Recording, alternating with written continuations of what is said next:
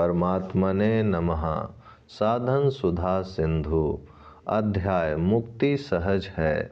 एक बहुत ही बढ़िया श्रेष्ठ बात है, इस ओर आप ध्यान दें तो विशेष लाभ होगा। बात यह है कि हम भगवत प्राप्ति, जीवन मुक्ति, तत्व ज्ञान, परम प्रेम, कल्याण, उद्धार आदि जो कुछ ऊंची से ऊंची बात चाहते हैं उसकी प्राप्ति स्वतः सिद्ध है। यह बहुत ही मूल्यवान बात है, इसे आप मान लें। इसे समझाने में मैं अपने को असमर्थ समझता हूँ। लोगों की धारणा है कि मानने से क्या होता है, केवल मान लेने से क्या लाभ होगा, इसलिए मेरी बात को सुनकर टाल देते हैं। अब आप ध्यान दें। गीता में भगवान ने कहा है, प्रकृति और पुरुष दोनों को ही तू अनादि जान। और हे अर्जुन, तू सब क्षेत्रों में क्षेत्रज्ञ अर्थात जीवात्मा भी मुझे ही जान। अभिप्राय यह है कि प्रकृति और पुरुष दोनों भिन्न भिन्न हैं, ऐसा मान लें। आप पुरुष हैं और प्रकृति आपसे भिन्न है। तात्पर्य यह निकला कि आप जिससे अलग अर्थात मुक्त होना चाहते हैं, उस प्रकृति से आप स्वतः मुक्त हैं। केवल आपने अपनी इच्छा से प्रकृति को पकड़ रखा है, उसे स्वीकार कर रखा है। प्रकृति को पकड़ने से ही दुख और बंधन हुआ है। इसे छोड़ दें तो आप ज्यों के त्यों जीवन मुक्त ही हैं। आप निरंतर रहने वाले हैं और प्रकृति निरंतर बदलने वाली है। वह आपसे स्वाभाविक अलग है। प्रकृति ने आपको नहीं पकड़ा है, अपितु आपने ही प्रकृति को पकड़ा है और मैं मेरे की मान्यता की है। मैं मेरे की मान्यता करना ही भूल है। यह जो इंद्रियों सहित शरीर है, यह मैं नहीं है, और जो संसार है वह मेरा नहीं है।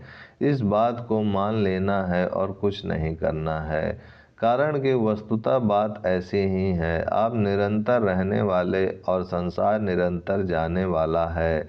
इस ओर केवल दृष्टि करनी है और कुछ नहीं करना है। यह करना कराना सब प्रकृति संसार के राज्य में है। जिस क्षण यह विचार हुआ कि हम संसार से अलग हैं, उसी क्षण मुक्ति है।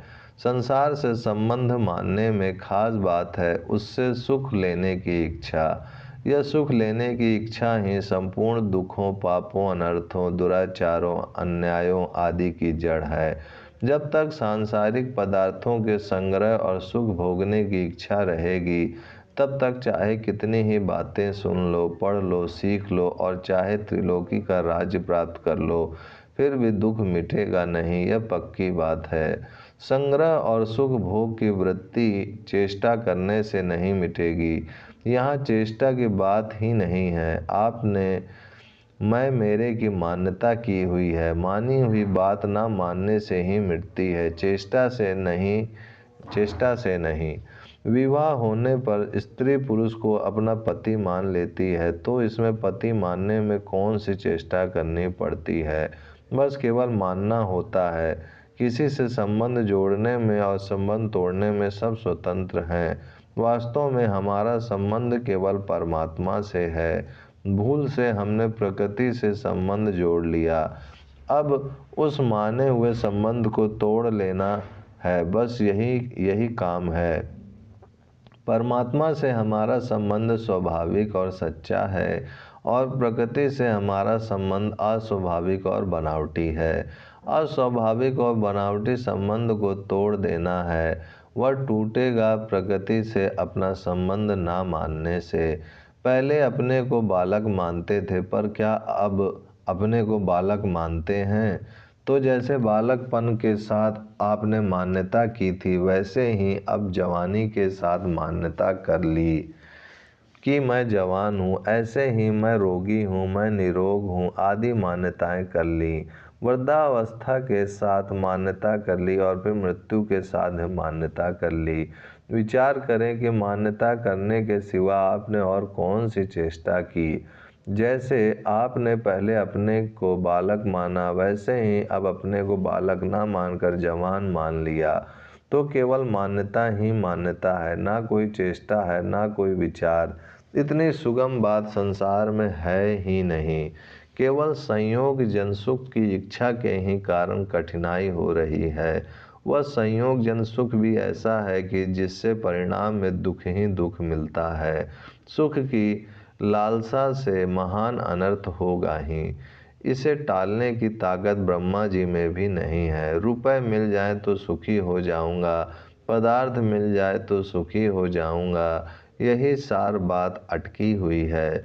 आज तक इन पदार्थों से किसी को पूर्ण सुख नहीं मिला, मिल सकता ही नहीं। बालकपन से ही सुख लेने के पीछे पड़े हैं। अब तक कितना सुख ले लिया बताओ। धन भी इकट्ठा किया है, विषय भोग भी भोगे हैं, थोड़ी बहुत मान बढ़ाई भी मिली है। इस प्रकार संसार का थोड़ा नमूना आप हम सभी ने देखा ही है। पर बताओ कि क्या इनसे अभी तक तृप्ति हुई है? क्या इनसे पूर्ण सुख मिला है? यदि नहीं मिला तो फिर इनके पीछे क्यों पड़े हो? क्या कोई वहम बाकी रह गया है? बाकी यही रहा है कि बढ़िया दुख मिलेगा, सिवाय दुख के और कुछ नहीं मिलेगा। यह कोई मामूली खेल तमाशे की बात नहीं है। संयोग जन सुख लेने से परिणाम में दुख होता ही है। सच्चा सुख आनंद बाहर से नहीं आता, अपितु भीतर से निकलता है। सच्चे सुख का अंत नहीं आता, एक बार मिलने पर फिर कभी बिछुड़ता नहीं। पर जब तक बाहर का सुख लोगे, उसकी इच्छा करोगे, उसे महत्व दोगे, तब तक भीतर का सुख मिलेगा नहीं। संयोग जन सुख की इच्छा को दूर करने का उपाय है दूसरों को सुख कैसे मिले, ऐसी जोरदार इच्छा। भीतर में व्याकुलता उत्पन्न हो जाए कि दूसरों का दुख कैसे मिटे। मैं करने पर जोर नहीं देता हूँ, अभी तो भाव बनाने पर जोर देता हूँ। भाव से चट काम होता है। भाव हो तो करना स्वतः हो जाएगा। संपूर्ण प्राणियों के सुख का भाव होने पर अपने सुख की लालसा सुगमता पूर्वक मिट जाएगी, और अपने सुख की लालसा मिटने पर प्राप्त वस्तु मुक्ति प्रेम आदि का अनुभव सुगमता पूर्वक हो जाएगा। ओम शांति शांति शांति।